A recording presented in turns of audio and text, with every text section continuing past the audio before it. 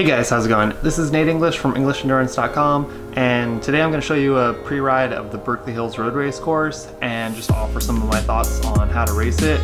I'll make a separate video that's a little bit more about strategy and tactics in kind of a more conceptual manner, but this video just shows you footage of the course and just some, thoughts and comments throughout the whole lap. So enjoy!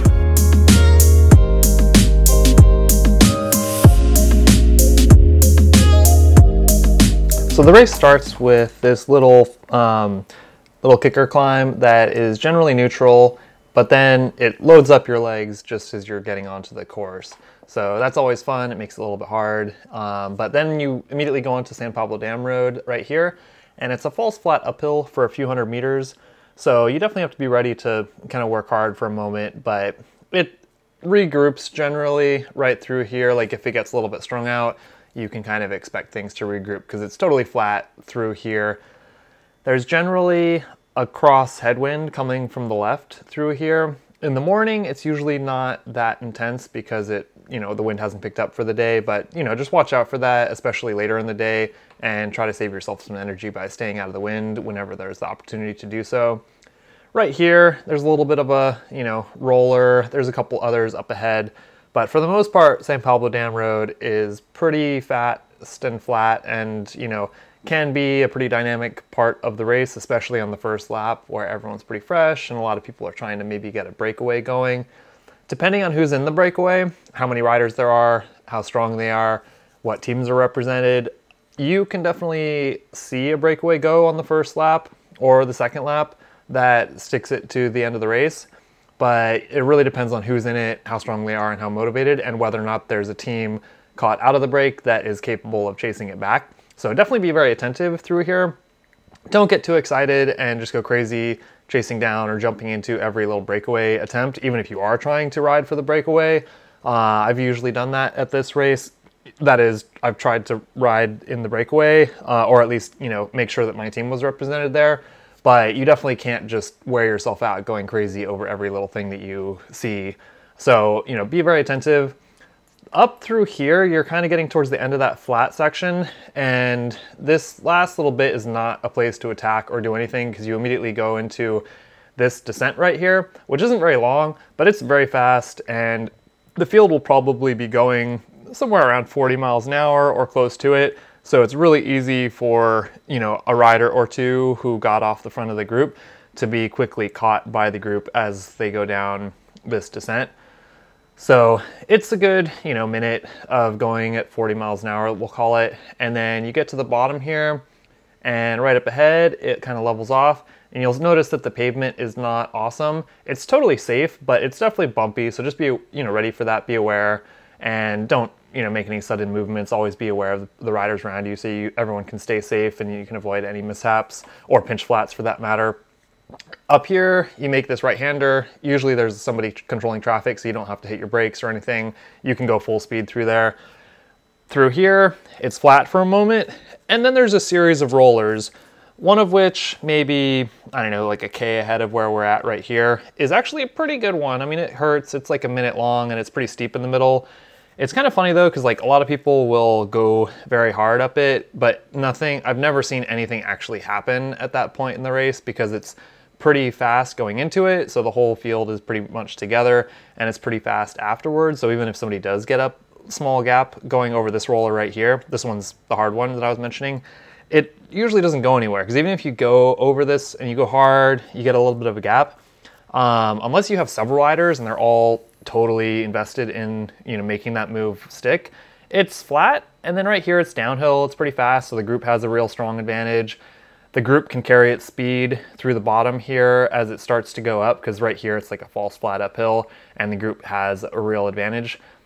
This part right here is a gradual climb. Let's just say it's like 3% grade or something like that. So it's fast, but it's definitely a little bit of a climb for a minute or two.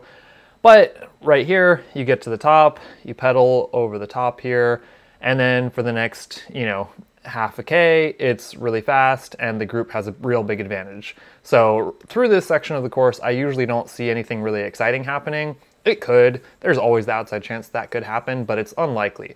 And going down this descent, you might take a look at eating something, taking a gel, taking some fluids, just so that you are, staying on top of that. Because from right here at that right-hand turn, all the way around to the finish line and just past it, it's mostly flat or like a falls flat uphill all through here, and then over the climbs, it's, pretty dynamic. So you want to try to hydrate and eat when things are less likely to happen and when there's descents that are longer than, let's say, 20 seconds, so you can comfortably grab some food, grab a gel, take some fluid in, and not be in a rush or like not be out of breath and, struggling to both eat and drink and breathe at the same time. But all through here, there's like the occasional roller, but it's mostly just a falls flat uphill. So it's narrow enough that if there is a break up the road, if there's a team that wants to block that, block the field from bridging up or chasing that breakaway, they can do it all through here pretty easily because it's not very wide. And if you just have a handful of riders, they can easily block the field or at least, heavily disrupt any efforts to bridge across or chase down a breakaway. On the other hand, if you are in the breakaway, it is hard work all the way around the course. So through here, you might be working really hard to maintain your advantage. If the breakaway is committed, going over the climbs, you can probably pick up some time, but through here, it's, there isn't really a strong advantage to either the breakaway or the field, I would say, because it's not that flat and fast that the field has a huge advantage, but it's not enough climbing that the breakaway has an advantage. So if anything, it's kind of neutral through here. But right up ahead, there's this little roller, and then you make a right-hand turn, and it's a little, this is where things start to get interesting. On the last lap, anywhere from here to the finish line, things can happen that break apart the group that you're in, or somebody could make an attack if they're in the front group, or if they're, in the breakaway, or, if the breakaway just has 30 or 40 seconds and there's somebody strong in the field or in whatever the second group is on the road, a strong rider who has, a lot of intention can definitely bridge across a 30 or 40 or even minute gap just in the last 10K of this race if they are strong enough and have taken care of themselves throughout the race and saved energy by getting a draft when they can. So definitely always be looking for ways to save energy throughout this course because it's really demanding for everyone that's taking part in the race. Through here, the pavement's not great, so be aware of that.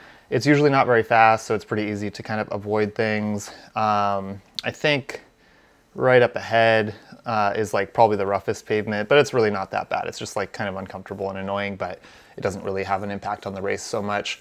But just up ahead a little bit, you go up the first of a series of climbs, and it starts off pretty solid. So after you go by this little ranch on the side, and there's usually horses and cows and stuff around here, you go through this right-hand sweeper, and then you can see from the bottom to the top of the climb, it's just like, bam, you have, 2 minutes of climbing at 7% or thereabouts.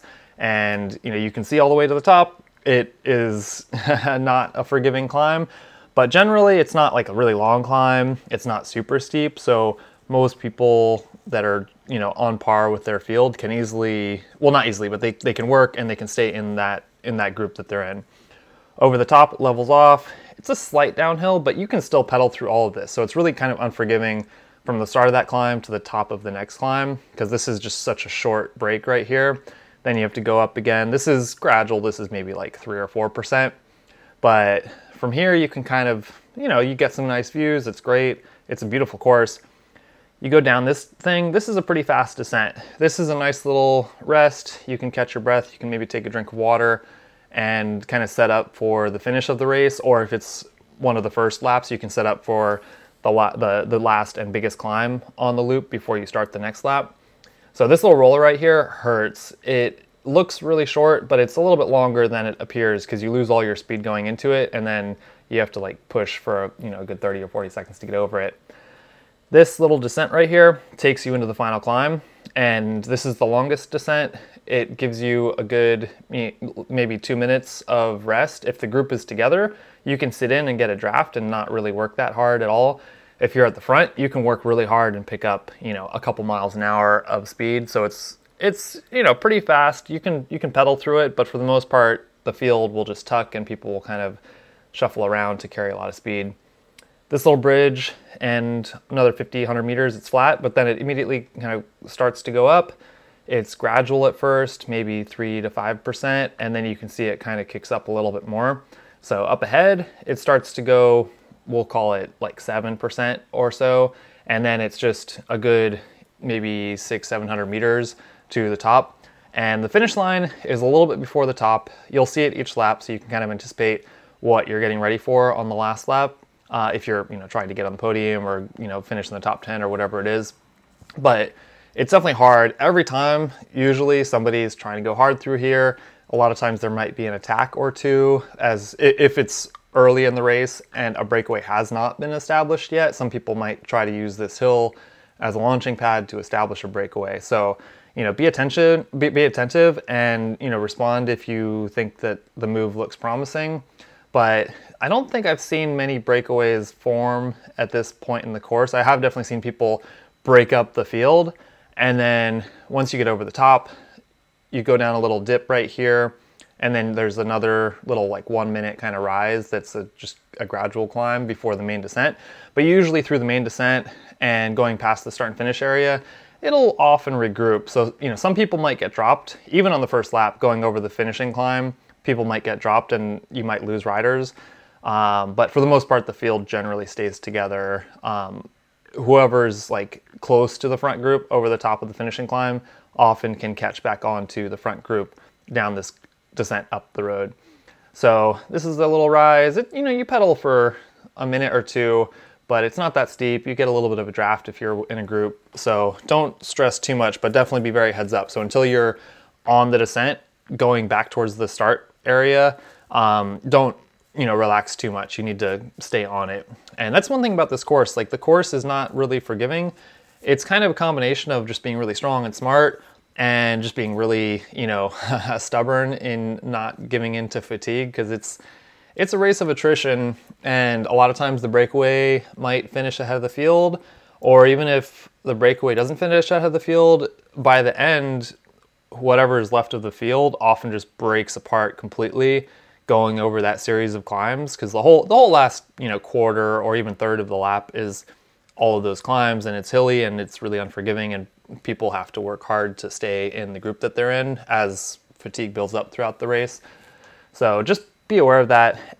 Because this descent right here, it kind of starts here, you get some beautiful views, it's great, and have fun with that. Pay attention to how great the race course is. But this longer descent is a great place to eat a bar, take a gel, take some drink mix or some water, and take care of yourself. And also just, relax a little bit. Once you get up to speed going down this hill, you're probably not going to pedal for a minute and a half or 2 minutes until you get to the bottom. And you can hopefully, catch your breath, collect your thoughts, take stock of how you're feeling, and maybe, consider how you want to proceed and how aggressive you want to be, or how conservative you want to be in making moves throughout the rest of the course, whether you have 1 lap to go or you have 3 laps to go. Excuse me. Going down this descent, you'll see there's a couple little bumps, and it's totally safe. It's super fine. But if you are eating or drinking, just pay attention to the road. Be aware of the other riders around you, because a lot of other people will be eating and drinking, and not everyone will hold their line perfectly well. But as long as you have, your head straight and you're paying attention to the road and the other riders, it should be totally safe. But if you aren't paying attention, there's a few bumps on the road, and if people are moving around, as is always the case, there's always the slight risk that a little incident could occur, but it's a pretty safe course.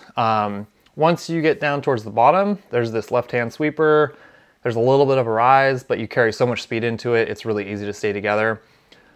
Up ahead though, right before that last right-hand turn going onto San Pablo Dam Road, there's a good 90-second kicker.